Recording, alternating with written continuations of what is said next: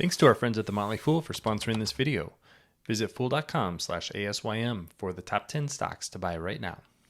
As artificial intelligence continues to get a lot of attention in the market, I think investors really need to think about what the future of AI looks like. Right now, the models, all of the inferences that are being performed, or the questions that you're asking of an AI model, are all being performed in the cloud. That's why NVIDIA has been the biggest name in AI so far. It's why OpenAI has become so popular. But as we get over this hype phase, over this bubble phase, what does the future of AI look like? I think a company that we need to think more about is Apple. At the company's worldwide developer conference, AI was barely mentioned. But that doesn't mean that AI doesn't have a huge role in Apple's future because it's the interface that we're going to be interacting with every single day. My name is Travis Hoyam. Thanks for watching Asymmetric Investing. Please subscribe here on YouTube for all my content. And one of the things I want to touch on in this video is the potential use cases for artificial intelligence. This is one of the things that I think we're still exploring as an industry and as investors is how are we actually going to use these things?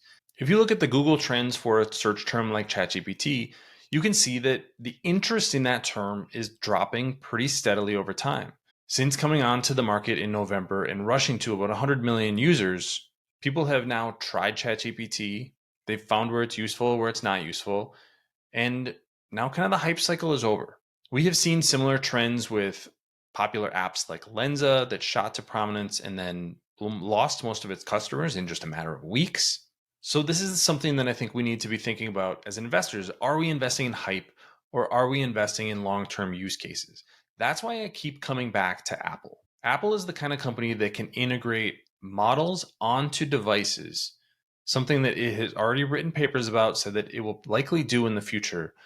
They can put those AI models onto chips on your iPhone, on your Mac, and then allow developers to tap into those models, whether they're large language models or image creation models. These are things that Apple has been doing for a long time. Sometimes they're called machine learning, sometimes they're called artificial intelligence.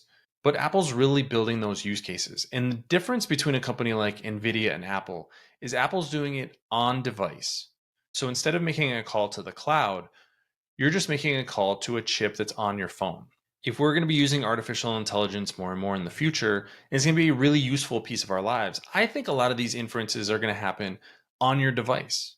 There's no reason that we need to spend billions and billions of dollars building out cloud infrastructure for a lot of these models if they can be called so easily on your device. I think that's ultimately the future. The other thing is that Apple has the interface that a lot of people could be interacting with. Namely, I'm thinking of Siri. Siri has not had a great history, but we do know now with large language models, if an LLM can understand what you're saying, you can get a good answer back. So if Siri can just incorporate some of these large language models, it could actually become much more useful. That could help make Apple money by selling more products, by including advertising in some of those searches. There's a number of different ways that Apple could utilize that. But the real differentiation, but the thing that ties all of this together is Apple is the one company that incorporates software and hardware in its products. The direction that we're heading with artificial intelligence is that it needs to be easily integrated into the products that we're using. And the best way to do that is have a lot of these models be on device, be relatively simple so that they can perform the tasks that we need very quickly. It may not get the attention that an NVIDIA does, that a Microsoft does, but I think in the future, more people are going to be using Apple devices and Apple software to interact with artificial intelligence than you would think today. And that puts the company in a great position, whether it's something they're developing themselves or whether it's something that developers are accessing and you're paying for through App Store fees. The future, I think, is still bright for Apple with artificial intelligence, and this isn't a company that you're going to want to overlook.